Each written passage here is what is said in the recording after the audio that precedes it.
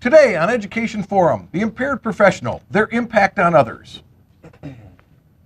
From the studio, high atop Jordan Hall in the College of Education and Health Professions at Columbus State University in Columbus, Georgia, this is Education Forum with your hosts, Jeff Conklin and Greg Blaylock.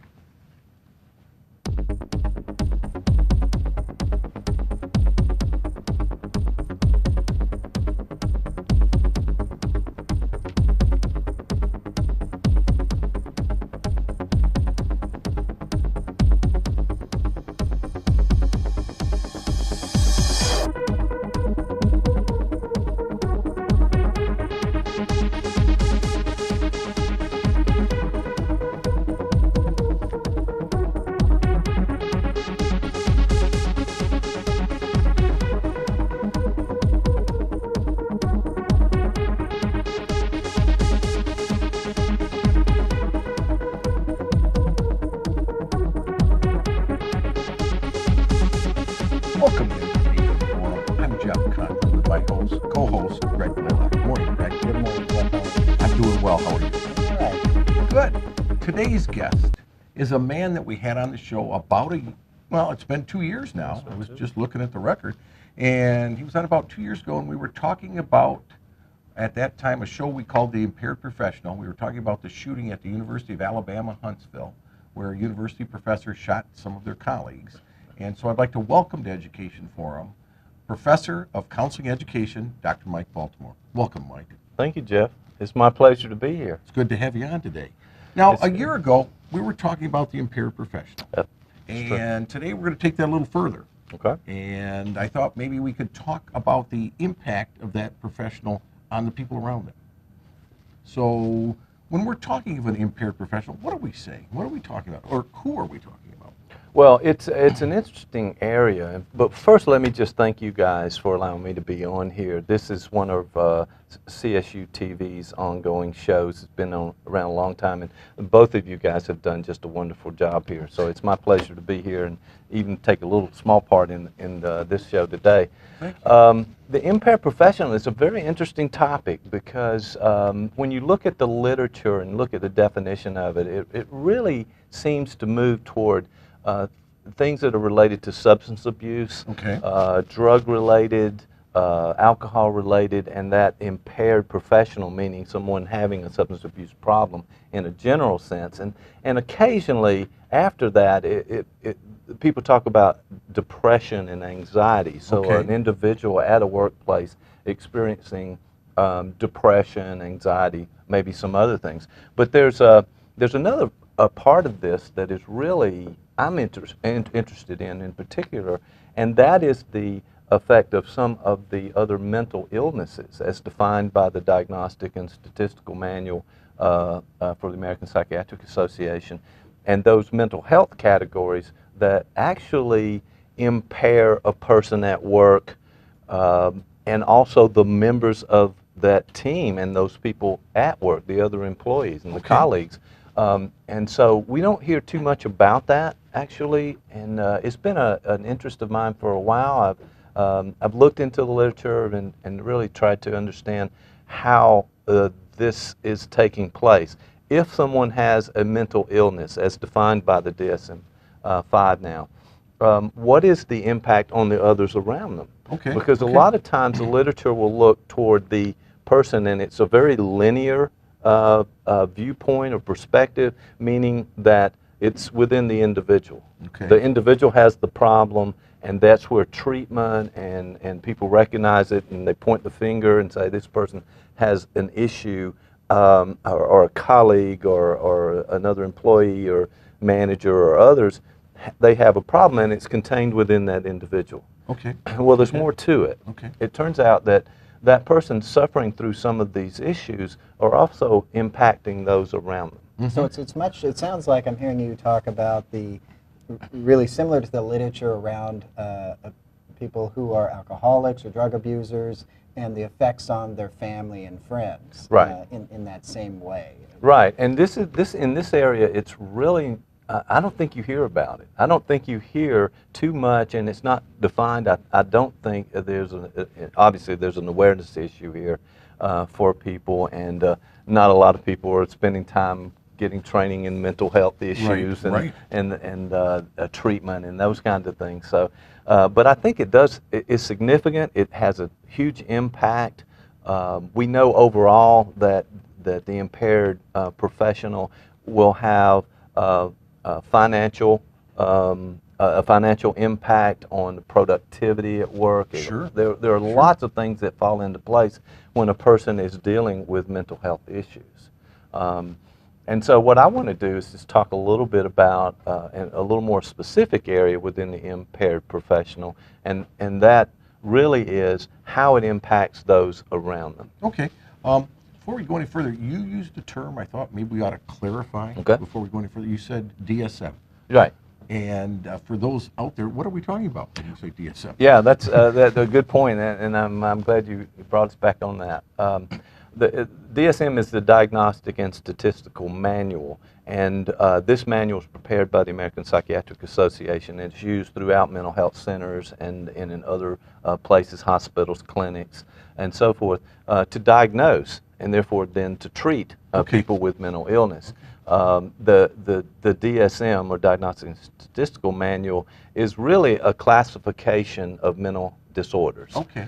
So it's a wide-ranging system of categorizing anxiety, depression, schizophrenia, serious mental illness, all the way to the less serious, which some people refer to as adjustment disorders. Those things that we go through in everyday life, where it's short-lived and we're able to endure it, all the way up to those serious mental illness that are lifelong. So this categorization system allows us then to prepare treatment, to understand what the symptoms are, to kind of understand what's going on with the individual and how it affects others around them. Okay, very good, very good. Now, before, when we talked about impaired professionals, we talked about alcohol, we talked about substance, we talked about the impact on the employer, we talked about salvaging the employee, or curing them, or supporting them. Right. Now we're talking about their impact on others. And can we take that a little further? What do we mean with that impact? What could that be? Well, you know, my training as a licensed professional counselor in licensed marriage and family therapy, particularly, we tend to see things from a systemic point of view and a systems point of view. What that really means in terms of what we're talking about here is that the individual is not isolated by themselves. They're in connection with others, their family members, their colleagues. And if you look at it from a contextual point of view, this begins to go out like a ripple on a pond when you throw that rock in there, that it does have an impact on a larger and larger system in terms of just that workplace, as we're talking about here, but also back out in the community and in a larger perspective of all this. So I think that we haven't spent enough time on this, and I'm happy to talk about it today. That there are some of those issues, and we can begin to understand, because what goes on with these individuals experiencing mental illness, and therefore be a little more prepared and certainly more aware that there are opportunities to help this person, but there's also opportunities for you to understand and protect yourself against these kinds of issues, because there is an impact to the individuals around them. Okay. Can you give us some examples of this? Well, we obviously, we were talking before the show about the alcohol, substance abuse issues, where you see the person, if they've been drinking or using a substance, then there's impaired behavior. It's easy to recognize. For the most part, it is. It may take time, obviously, for that to come out and there be a serious impairment in terms of functionality. Okay. But this is a little different. This has to do with how a person deals with other people in relationships. Okay. This has to do with whether a person has attachment type issues. These are, and we can talk about this, and I'll try not to go too long into this, but the notion of a person having a disorder that is long-term in nature, that goes across and cuts across situations and people over a period of time. Okay. Now, in particular, we're talking about the personality disorders, and these are long-term in nature. These type of disorders and the symptoms that you see around this over time with different people, a tendency to repeat these patterns with others.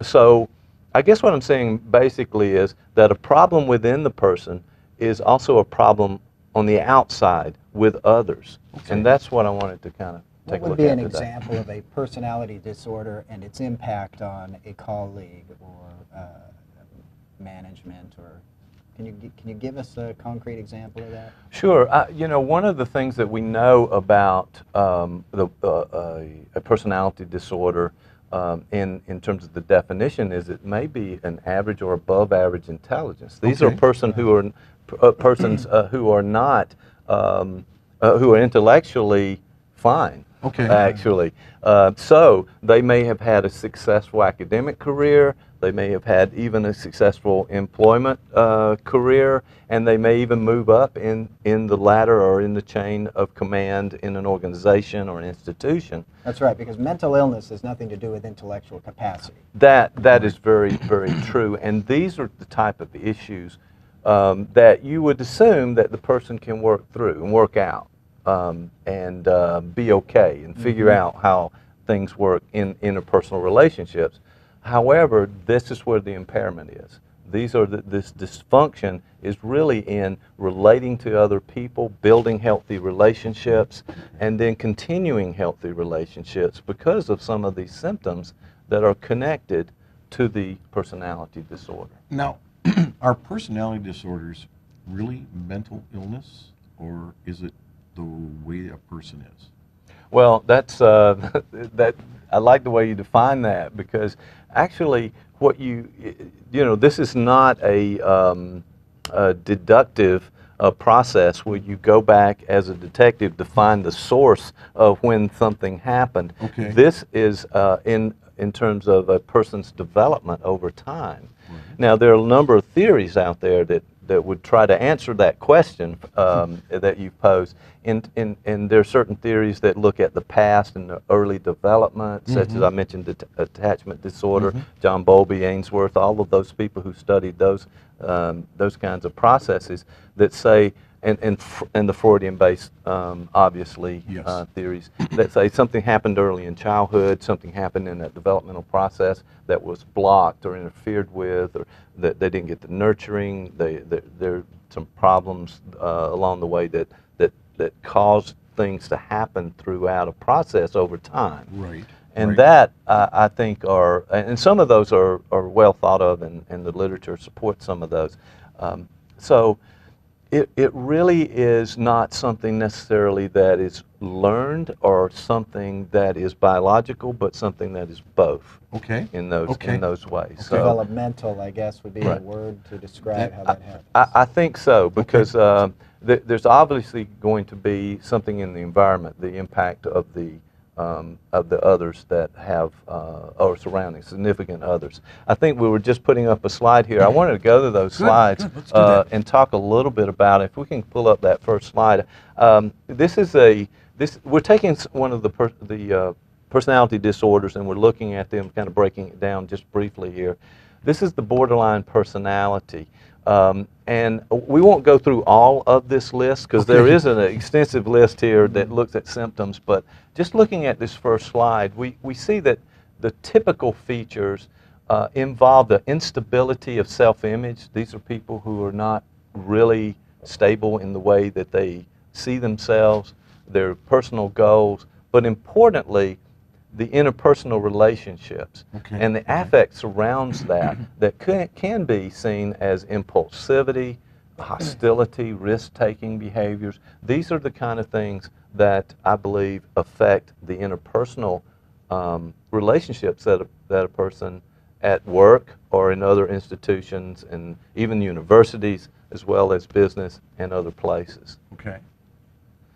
So, and I cut into this slide too. You see the numbers 2 and 3 there. This is a particular category where there are 4, and one of the things that the DSM does is to look at symptoms, and sometimes they'll list symptoms and say, if your patient has 2 out of the 4, or 5 out of the 7, or 3 Okay. out of the 7, Okay. those kinds of things. So let's take example this one, self-direction.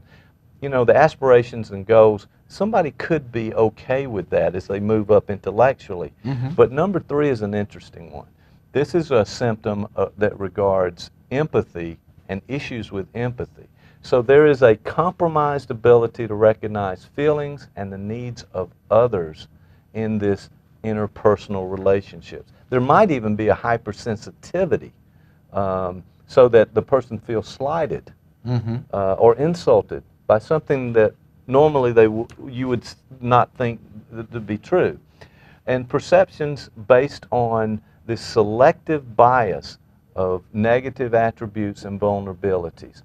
So what you see here is really an imbalance, a dysfunction in this regulatory process that most of us have, hopefully, who are working. I mean, we may all have issues, as a number of people written about in the literature, but our trajectory towards interpersonal relationships is such that we can support one another, we can work through problems, we can be honest with each other, and maintain really good mental health in the environment that we're working in, particularly, or even at home.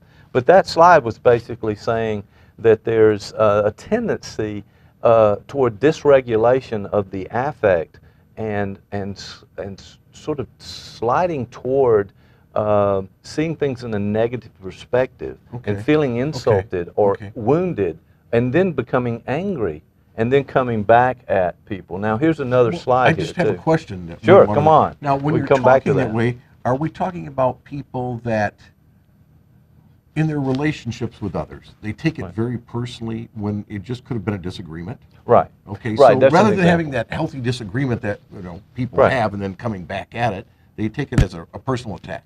Yes, that's exactly exactly right. And most of I mean, there are always ups and downs in life. I mean, we're all going to have things that don't go our way, or we feel, slighted in some ways. But this one goes beyond that, because most of the time, when something doesn't go your way, you have a reaction to it. You start thinking about it. You put it in context, and you find a way to kind of make that okay and resolve the issue. You work through it. You work through it. That's a typical way to talk about it. And I think the people we're talking about here don't quite have that ability to do it. In other words, they're looking for things that fit in, and an assumption would be that you're out to get me, or you're trying to insult me or trying to hurt me, and then therefore I know now that that's true when the evidence may not be there. Right, but because they're looking for it, they interpret it through that lens, then they see confirmation of it in their own mind through interactions and. Right, and it builds up over time as well. So the part of the definition of a personality disorder is that it is ongoing and long-term in nature, across situations, across people, and so this takes place over a longer period of time. So there may be this accumulation of these kinds of issues as well. Now, didn't you also mention there that there's a tendency to get back at or have retribution due to that slight that they felt? Right. I mean, if like it's we're built, we got a list here. Well, we might be making a list there. But if they really feel insulted and slighted by others, then there's this tendency to feed the facts in to make them fit into this, and so it may be that this carries over with other people. You may be the next victim in this situation as well. That's what I was wondering. Okay. Let's take a look at that next slide, the slide that we had up just a moment ago. This one talks about intimacy, intense, unstable, and conflicted close relationships marked by mistrust, neediness, and an anxious preoccupation with real or imagined abandonment. Now, stay with that one for just a bit. Now, you also, we'll get to this next one, the next part of this in just a second, but let me talk about this idea of the preoccupation with abandonment. Okay. Because I think really there can be real abandonment. All right. it talked about real or imagined, but there can be real abandonment, because if you are the person who has this negative outlook, dealing with that anxiety by blaming others and getting back at people and doing those kinds of things, then you may really, in a realistic way, push people away from you. Okay. So you So there thus could be becoming abandonment. isolated within your workplace, Right. and almost becoming a self-fulfilling prophecy. As you become isolated, it confirms to you as the individual that people are out to get you. Yes, and if not you're on your team. exactly, and if you're not open and honest with your communications with others, if you're not working within a team and in a group, then what happens is that continues, and you don't get feedback to sort of self-correct in that way. You believe it's true when it's not, and therefore you kind of continue this pattern of interacting with others. And I could see how in a work environment this could not only happen among peers who are at the same level, but Right. it could happen, with management at a certain level, and absolutely. the people that work for them on their team or in their group or something. Oh, absolutely, and for me, that's a very dangerous place, Okay. because these are people in authority, people who are making decisions about your life and how you manage your work schedule and all of the tasks and things you have to do at work. And if that person's in an authority position, they can make your life a little more difficult. Let's just put it like that. Or even a lot difficult, because they can't restrain and they can't manage these kinds of emotions. And we're going to go back on that, the impact on others, after we've clarified what this is. Yeah, Right? I do want to say one more. That last slide that we put up, I think, is important. Just the last piece of it, and I wanted to go back to that, because this is almost this is a well-known symptom of the borderline personality disorder, and that is that relationships are viewed in extremes of idealization and devaluation, alternating between over-involvement and withdrawal. So this is the notion that the borderline may understand in their world, that they have a very close relationship and everything's wonderful, and all of a sudden days go by and now it's a terrible relationship and you're the problem, and so forth. So we talk about this. We talk about this in our counseling program when we're covering these categories. That you may get a client who comes in and in a very short amount of time, they call you by their first name. They feel they're talking as if we're very close, and we're buddies, and we have a much longer relationship than the first 2 minutes that you've met them. And everything's wonderful, and it's idealized to a point that, wow, this is going to be great, when over a period of time, the reverse happens. You are not the person I thought you were. And so if you think about that for a minute, that the person has these relationships that tend to run hot and cold often, and cycle between we're good friends and now we're enemies. Now I hate you. That's right, those kind of things. That's a very difficult place for you to be on the other end, on the receiving end of that. And so I'm fascinated with that notion. I hate to stop you, but we're going to take a little break. Okay. Okay. I'd just like to remind you, you're watching Education Forum.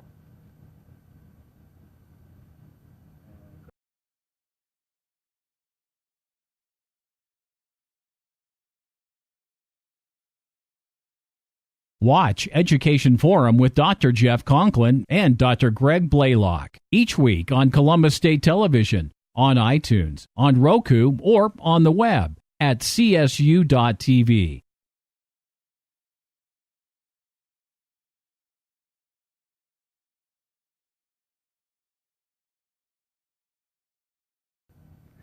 Hi, we're back on Education Forum, and today's guest is Dr. Michael Baltimore. And we were just talking about borderline personality disorders when we went to the break, and I think we need to pick up with that because we were just going into the definition a little more. And the thing that we were talking about at the break is the issue of empathy and relationships, and that's where we were when we went out. So yeah, it's very important to understand that these relationships or in some ways just a dysfunctional relationship that is manifested through this pattern of closeness and distance that is beyond the norm, coupled that with the lack of empathy that people who have this disorder show, or don't show, I guess I should say, because the normal person, sometimes if you get into a conflict, you look at the person's behavior, but you also look at your own behavior, Right. and you Well, kind of yeah. measure. Wait a What did I minute. do? Right. Yeah, Yeah, there's that natural empathy that I think we all have, and that's cut off in the disorder, and so therefore it's always external, as opposed to being internal, and the evaluation of self, if you will. The notion that we look at our own behavior and measure our behavior and measure the others, and then we kind of build our relationships based on that empathy notion. When it's missing, it's going to be very difficult for the people around this person to function, actually. So then the person doesn't self-regulate that way then. Okay. I think that's right, and I think what happens is you can talk about the wounds, either attachment wounds or early parts of their lives in childhood and adolescence, and a lot of theories point to those kind of things, or trauma that happened even later that help kind of define this, although it's a little difficult to kind of corral all of that information in.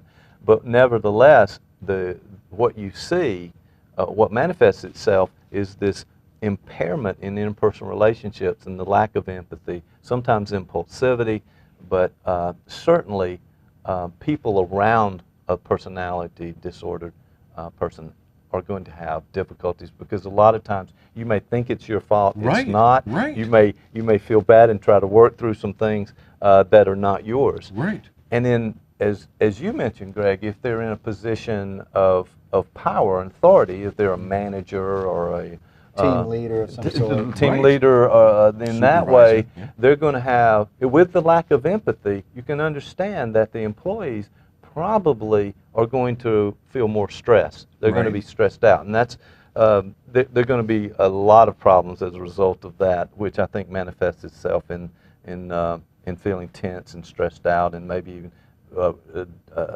decrease in productivity. So then the person with the borderline personality disorder wouldn't even see that stress they've put on others because of that lack of empathy. Almost by definition. Yeah. Right, So right. the behavior would e- continue. Exactly, or even any stress that their people might feel is a result of the people themselves. That's right. That's their own That's their problem. problem. Yeah, there are some theories to say that this person who has this type of disorder or trends toward this disorder actually feels a lot of chaos internally, and that it may be related to object relations theory. We don't have time to talk about that today, but this notion of really sort of an integrated personality. And what happens is the chaos within the person is best dealt with sometimes by getting the chaos outside of the person, which really means, and simply put, if the person has conflict outside of themselves between two people or others or the group or their employees, for example, then they're okay. And they put In it other on words, them. yeah, the chaos outside of the person helps to self-soothe, if you will, and helps that person be okay. So there's a tendency to see a lot of conflict in organizations around these personality disorders, and it has a tremendous and a negative impact on the people in the workplace. So because of this personality disorder and because of their role, they're putting all that stress on the people that are working for them, and this just continues. This confusion continues, and this stress continues. Yes. And the person feels better. Yes, and continues this. And by definition, they're also isolating themselves, so that they may be in their office, they're not really communicating with others in the company or the business or an institution, so that there's not clear communication, and there's not honest and clear communication, and therefore the receiver of all this stress, the employees themselves and the team themselves, I mean, their productivity is going to go down. The morale within the organization, the morale is going to be low. There's going to be a lot of problems as a result of that, the lack of teamwork. Because we also know that the employees have are under a lot of stress now. If you look at the statistics out there Oh, now, yes. the American Psychological Association has done has a fact sheet on a lot of these figures. But we all feel overworked. We're all working more Yes. hours. Yes. We all feel stress that has increased over the recent years. There are financial issues, there are budget cuts and the economy and so forth. So there are higher levels of stress in a work organization anyway. Okay.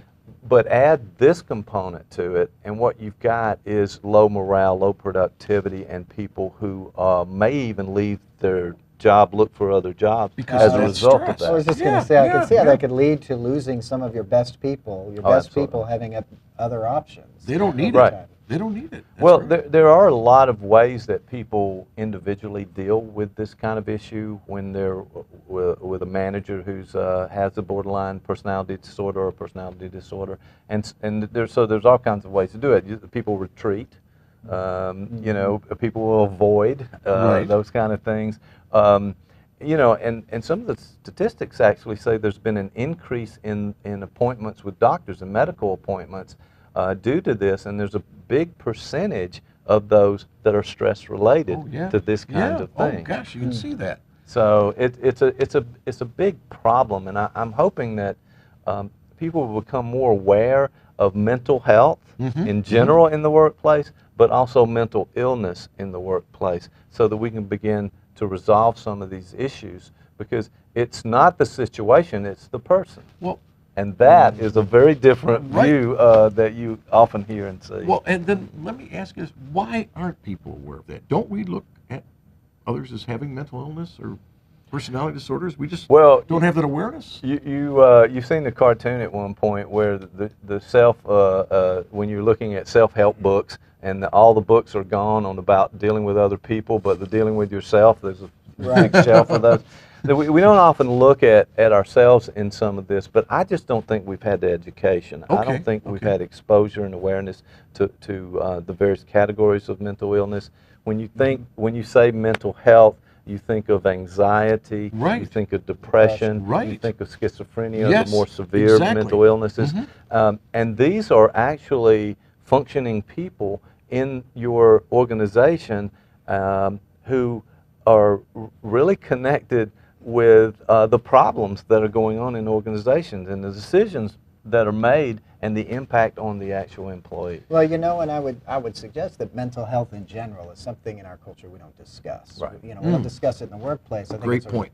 direct reflection of Right. our culture. Right. Mental Right. illness We- is something, we don't. as you said, we don't know much about, and a major reason for that is we don't talk about it. It's- Well, and we always Yes, talk that's about the true. severe cases, that's right. but That's we don't right. talk about this. And there's a huge Right. stigma around mental illness, Well- having a mental illness. There's huge stigma. It is huge, and it is a stigma. And if you look at, we were talking yesterday, just some of us, about all the negative news that's on our media. When you turn the news Oh, on, gosh, yes. it's a tragedy, another tragedy, and another tragedy.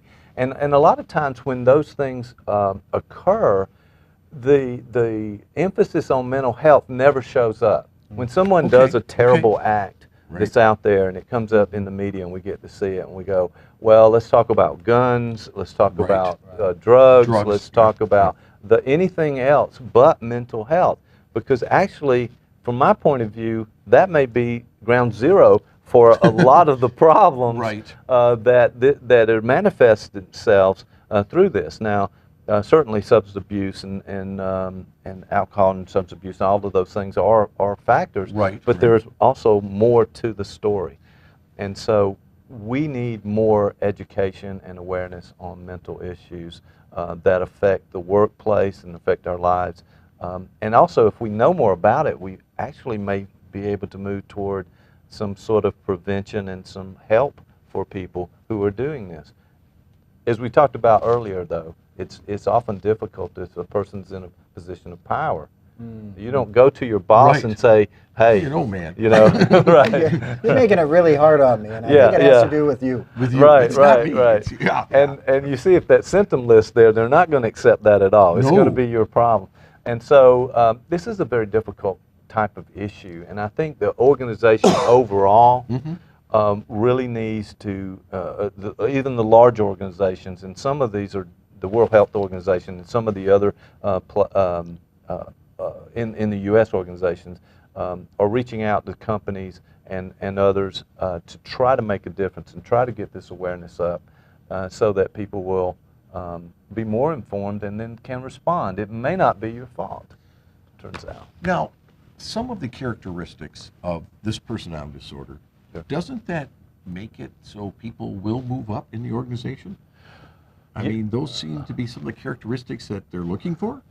Well, there are, yes, in that leadership style, if you're talking about a person who is decisive and makes those tough they don't decisions. let feelings get in the way. And feelings are not, and empathy is not an important thing. There's been this downplay in the media of empathy. Yes. Empathy's gotten a black eye over the years, and I really have a problem with that. Yeah. Because this is defined as seeing something from another person's point of view. Yeah. It's simply put. That's right. And when you're doing that, it opens the door for more collaboration, more understanding, a better problem solving, and you name it. So, yeah, that's right. And we have sort of pushed that notion of the tough decision making, whether it's a man or a woman, That's right. moving up in an organization. But on the other hand, if you look at things like servant leadership, Okay. if you look at these really good models of how a person leads an organization, these are people who care about others. Right. They Right. have the empathy and the ability to empathize with others, and they can respond in a positive way. They can support and encourage their employees. They can build teams. Right. And the bottom line is, it increases the bottom line. It is it actually increases productivity, and membership in this team is a better way to run your business, whether it's an academic institution or it's a business that's producing a product in some ways.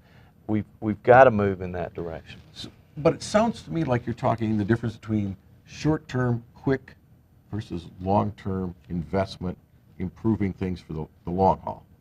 Right. And someone with this personality disorder can get things done in the short term, but nobody wants to stay and be with them later. Right. Okay. Right. Right. And Because of that lack of team building and that lack of feeling. oh, absolutely. And so those are the kinds of things that the organization as a whole has to decide. You know, it may be that these symptoms that we've listed earlier in the show up in the organization somewhere, that everybody begins to get a picture that there's a problem. Right. Now, on the Right, other hand, right, the right. person may be just out of the awareness or the lens, and can manage and can maintain Keep these going. kinds of difficult problems and dealing with others, and not have a major issue that causes eyes to see this, and there's some action that's taking place at a higher level on the organization. So sometimes it is a very long, to your point, it's a long process. Right.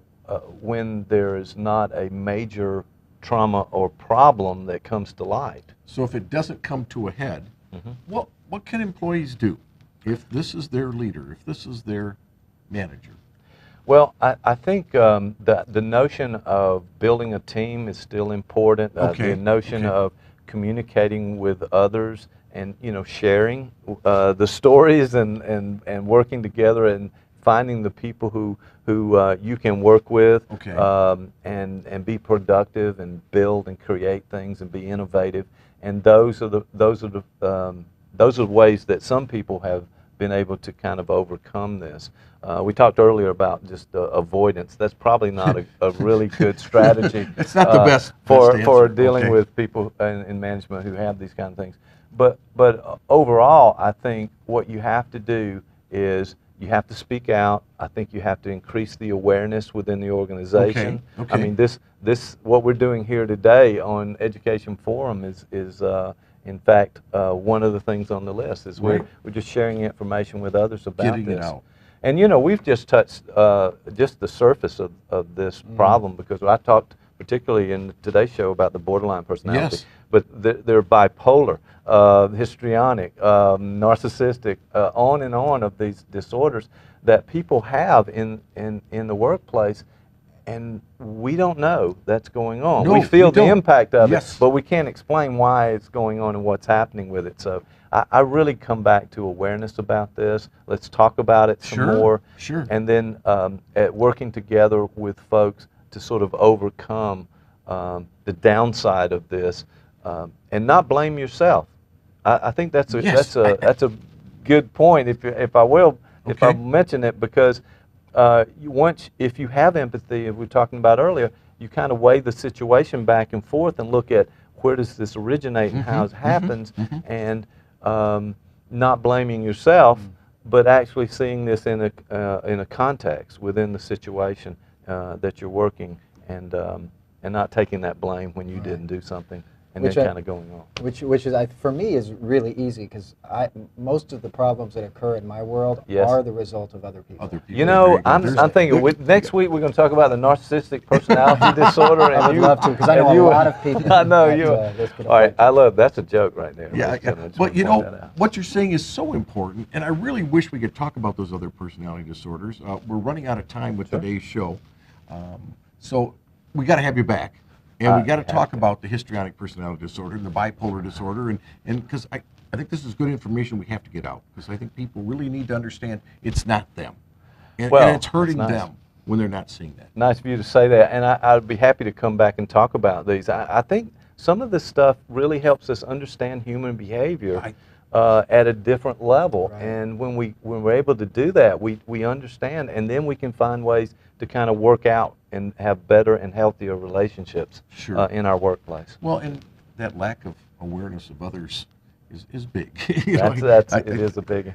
Well, I'd like to thank you, Mike, for coming on today and talking Pleasure. about this. I think this was a great topic. I'm afraid we could have gone on for hours. I know. And Good. Greg, I'd like to thank you again. It was a good show today. Pleasure as always. And I'd you, like to guys. thank you for watching Education Forum. I'm Jeff Conklin.